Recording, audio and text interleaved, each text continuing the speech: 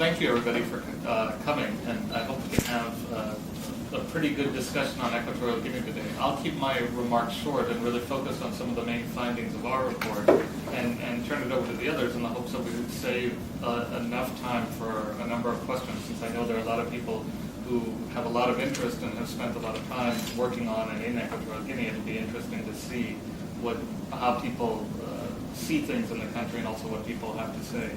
So we released a report last week on Equatorial Guinea, and it's the culmination of several years of research that we had done both in the country and in other parts of the world, including the US and the UK and elsewhere, looking at really two things. One is documenting the general human rights situation in the country, because it is a country that, while it's long had a dismal human rights record, has not really been subject to detailed human rights reporting for a very long time. And two, and most importantly from the standpoint of the business and human rights program, is looking at what the impact of oil has been on Equatorial Guinea, because prior to 1995, when oil was discovered, the human rights situation was dismal and the economy was tiny. So the real question is then, after 1995, does the onset of a major source of revenue somehow lead to improvements in human rights? And the reality is no, it doesn't happen. And we've known that for some time, as many groups have known, because in a country like Equatorial Guinea, where there is a dictatorship, oil is essentially a way, and oil revenue is essentially a way to entrench the government, unless there are real steps taken to improve transparency and accountability. And in our report, what we documented is that prior to the oil boom, the human rights situation was quite poor, and even prior to Obiang taking power in 1979, the situation was dismal. As many of you know, the country gained independence in 1968 when it gained independence from Spain, and at that time, Obiang's uncle, Macias, took over. And within an 11-year reign, roughly a third of the country was dead or in exile. And during that reign, he had declared himself the unique miracle, one. And two, in 1973, outlawed the word intellectual, which certainly doesn't bode well for an independent press or civil society or any other institution that might hold the government accountable.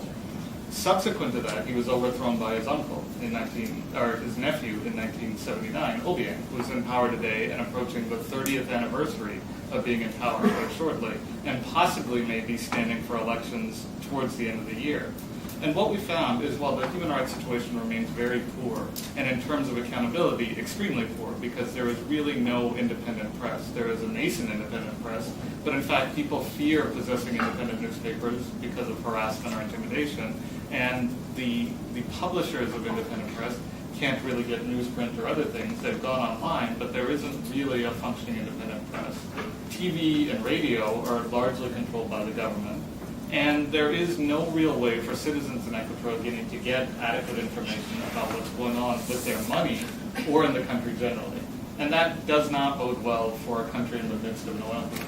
Similarly, since 1995, the country's GDP has gone up, or actually since the early 90s, roughly 5,200% as a result of oil revenue, which means that it has a per capita GDP on par of Spain or Italy, but development indicators that are more on par with Afghanistan or even Chad or somewhere like that. And that's really striking. And in fact, Harley, who's here, noted in part of her research that during the oil boom, several key development indicators have actually declined, most notably infant and child mortality between 1990 and 2007, roughly.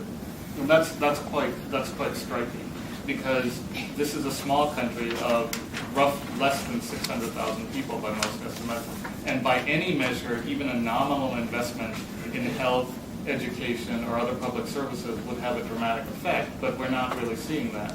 And then there's the corruption. As many of you know, there was a major scandal in the U.S. involving Riggs Bank that came out in 2003 and 2004, which led to one of the largest fines in U.S. history for violation of bank secrecy laws. Out of that, there were a number of interesting pieces of evidence, most notably how much the government had spent on houses in Potomac, Maryland, and things like that. In our report, we looked at how much various government officials or relatives of government officials had spent on things. And one example we found was that between 2004 and 2006, the president's son, who nominally is the Minister of Forest and who is supposed to earn about $4,000 a month, bought roughly $43.45 million in houses and cars in South Africa and the U.S. between 2004 and 2006. And according to the World Bank, the entire education budget of Equatorial Guinea in 2005 was $43 million.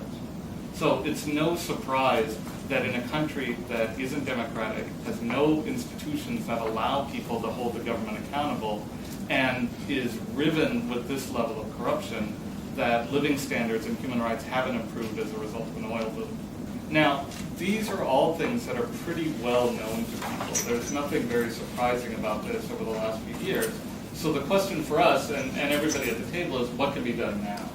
And this is really the issue. And there are a couple of things we think provide opportunities now to move things forward. One is governments really need to recognize that after 14 years of an oil boom, being silent on human rights isn't going to improve the situation. And it's really a moment right now where governments like the US, Spain, and other key interlocutors of Equatorial Guinea should actually start speaking up about human rights.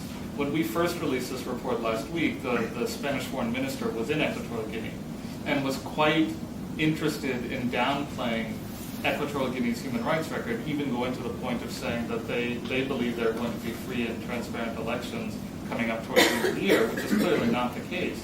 And it's only through outside pressure and the queries of journalists that were traveling on the trip did the human rights situation get raised, which was quite important. But governments aren't necessarily inclined to raise human rights issues, and that's why we think these kinds of reports, whether it's us or the Center for Economic Social Rights or EG Justice, need to continuously raise the issue to get governments to put human rights on the radar screen. Second, there has to be a much more aggressive effort to crack down on the corruption in Equatorial Guinea and elsewhere by enforcing existing money laundering and anti-corruption laws as they pertain both to private actors as well as to government officials. I mean, one of the things that's most frustrating to us and many other people is that we know where the houses are and we know where some of these assets are. There's a $35 million house in California. There were 2 houses in Potomac, Maryland. Another group who's in the room today has worked with groups in Spain to identify $26 million in assets in Spain. And then there are other assets identified in France. From our standpoint, it's critical for governments to raise the transaction costs of actually using corrupt proceeds in this way by going after those assets and ultimately repatriating them to the countries where they belong, because these are public assets at the end of the day. And then finally, I think we have to put a lot of focus on making it much more difficult for corrupt officials to travel around the world and actually engage in these activities by instituting strong visa bans and things like that. Because as long as it's okay to travel abroad, to spend money in the way they do, not hear about human rights, these problems are not going to improve. They're just going to get worse, or they're going to stay the same.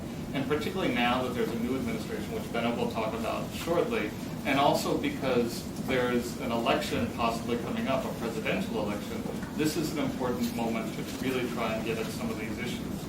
With that, I'll keep it short and pass it on to Ian. Thanks, Arvind. And I wanted